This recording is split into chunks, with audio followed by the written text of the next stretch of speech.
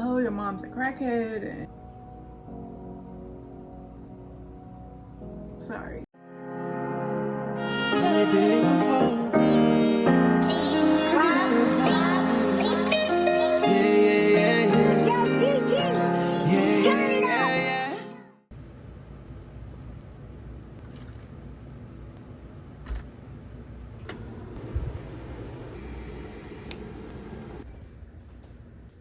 Good morning. Happy Monday. It's Monday.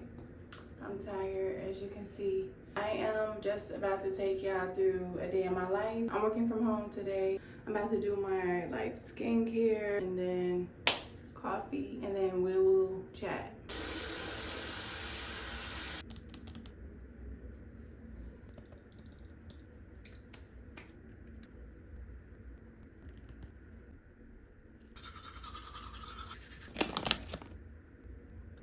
I am out of mouthwash, so we gotta go get some mouthwash later. Hey, y'all see the skin is definitely glowing. But yeah, I'm about to just do a sleek little ponytail. The older I get, the more I'm loving like the whole clean girl aesthetic. As y'all can see, my natural hair is naturally frizzy and stuff, so when it's sleeked down, I'm like, yes, who is she?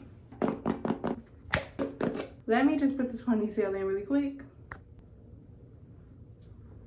Okay, so hair is done. Move on to the vitamins I take daily. I usually take 2 a day. And then I take Goli Women's Complete Multivitamin. Good. Take it. I love these fiber gummies. Will keep you regular, but I hope the stomach go down. No glutamine. More of my girlies that need to lose weight like me. People mate. Now you have to go to the weight loss doctors to get these prescribed, but I take 1 of these daily. Okay, I don't know what I want for breakfast. Probably like some turkey bacon and eggs.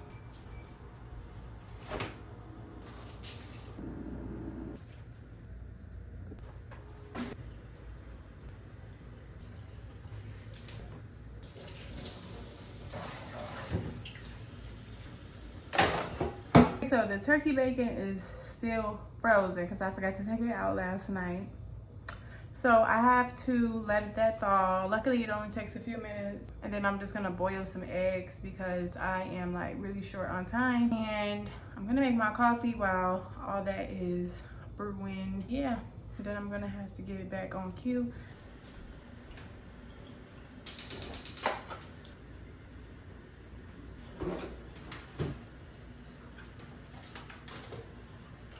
My favorite time of the day.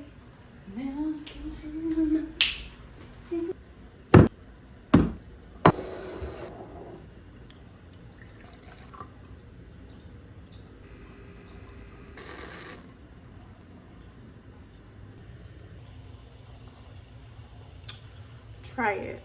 I'm on cue working. The bacon is almost done thawing out. My eggs are almost done. I'm gonna pop some toast in the oven, put the bacon in the oven, and we're gonna sit down and chat.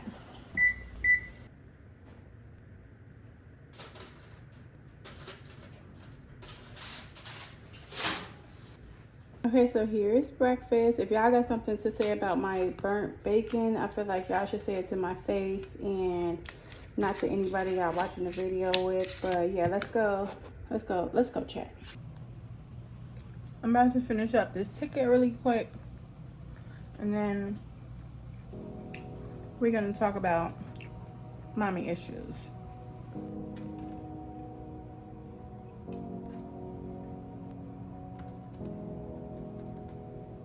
I'm back. So all right, so I realized to be a influencer, content creator, whatever you want to call me, you have to be very vulnerable and transparent on the internet. And I realized that you guys really don't know a lot about me or my upcoming, so this is kind of what this video is going to touch on. Little disclosure to my family, I expect nothing but you guys full support because this is my story to tell. This is how this impacted my life, my upcoming. Let's get into the video. I grew up with my aunt. Okay, so let's go back further than that. When I was born, my mother was on drugs. I'm her firstborn out of 4 kids, so I am the oldest. When I was born, I believe I had like drugs in my system. I was like, from what I've heard, at the hospital. She kind of like abandoned me. Really didn't know like where I was gonna go, so my uncle was keeping me with my grandma because she was alive at the time. So I stayed with them until I was about, I think until I was about 3. My grandma passed away, I think probably 2 or 3, latest 4. My early childhood is kind of blurry, so sorry if I don't have everything correct. So after I left from with my grandma, my auntie legally adopted me, and my mother was in and out of my life at that point. My auntie was in a really good neighborhood. She put me in like public schools and stuff, so I was able to be around like all my cousins and family and stuff. So I was able to grow up with my family, which was really good, that I wasn't like disconnected from my family, because a lot of people that grew up with parents that are on drugs do not get to know their biological family. So I'm really fortunate. I do not know my father at all. Like, I've asked my mother about him multiple times, and I can't even get like a name out of her about him. Birthday, I don't even know where he lives. I never seen this man. I don't know what he looks like. So my plan is down the road to do like an ancestry.com, so I can kind of learn about my father's side of the family, because ultimately I need to know who I am, because I have 2 little babies who need to know who they are. And you know, that's me. It's a piece of the puzzle that I feel like I'm missing. So yeah, I grew up with my aunt. Upcoming with her was, it was challenging. I will say she tried her best. This vlog is not about her. Me and her have, over the years, kind of like, as I've grown and moved out, we've gotten to a really better space in our relationship. But I did not really have a really good upcoming. I did not really have a good relationship with her growing up.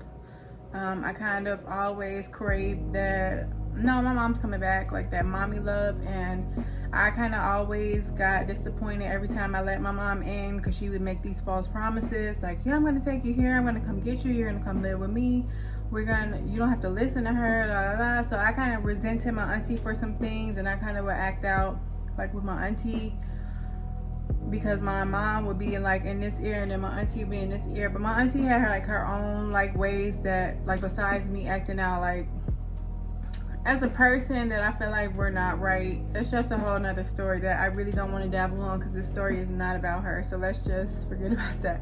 My mom, she was basically in and out my life, yeah, a lot. She'll disappear and then she'll reappear with false promises, and this was all until I'm 27. This is until this year.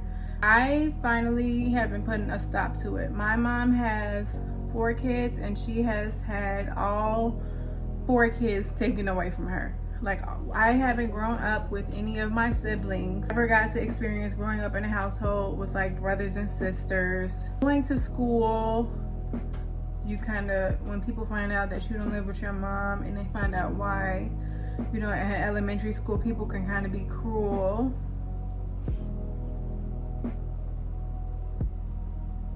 Sorry.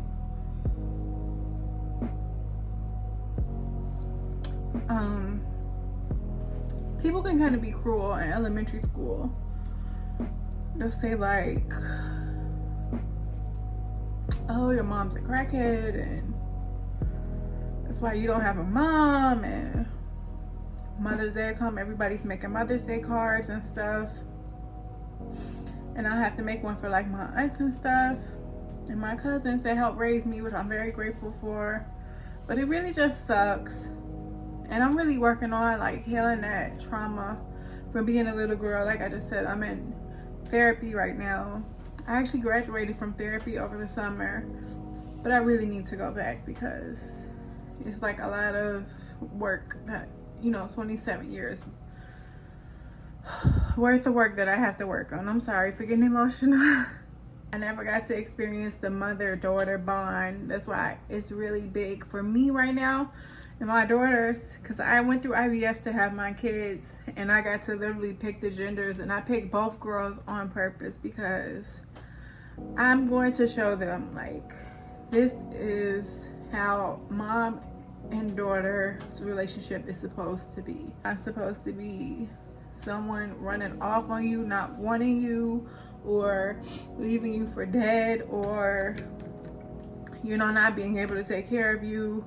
Like, just little stuff like that. So I am making it my business to be the best mother I can, and I feel like sometimes I'm super hard on myself because of that. And I feel like sometimes I try to go too hard and overcompensate because I'm like a perfectionist when it comes to parenting because of my mom. So that's something that I'm realizing and I'm trying to correct day by day. Like, everything doesn't have to be perfect. Every day won't be perfect. Like, we're working on potty training with Italy, and I'm like in my head, like, oh shit, she's 2.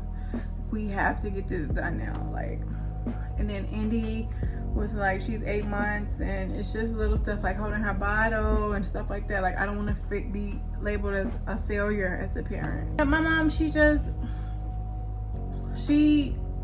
me and her got close for a moment. I really thought she was on the right track. She moved out of Chicago. She moved to Vegas, and she got a full-time job there. She was like sending money over for the girls. She was like helping with clothes and diapers where she could. It was like he was calling every single day. It was like a really good space for us. This was during the time I was in therapy, actually, so it was kind of refreshing to kind of know what it felt like to have a mom for a little while. And then she just one day, I believe like right after I had Indy, or she just like disappeared out of nowhere, really. I think we talked once when I gave birth, and she's like, congratulations or whatever, and then we talked probably on Mother's Day, because Indy was born in February. And then we talked Mother's Day in May, and she told me HMD on Mother's Day, like Happy Mother's Day, but abbreviated, on Facebook. Like, she didn't text or call. And then that was the last time I talked to her. And then recently she sent me a text, a really long bullshit text about how she's got a new job and she's got a new place and she wants to be in her life and stuff like that.